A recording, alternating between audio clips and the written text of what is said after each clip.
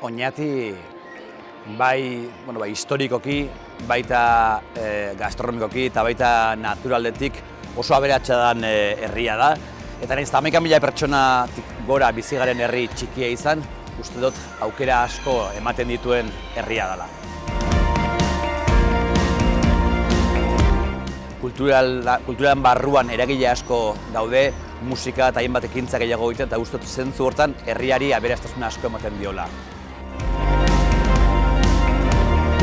Gure kontzertu eta gure gauzak egiteko, antzoki txikia daukagu eta antzokia handiago baten behar dugula uste dut. Arantzazuko edozein toki, edozein bazter, dala tranquila, lasai egoteko tokia, beraz, momentu lasaitarako tokirik egokiena Arantzazuko bazterren bat.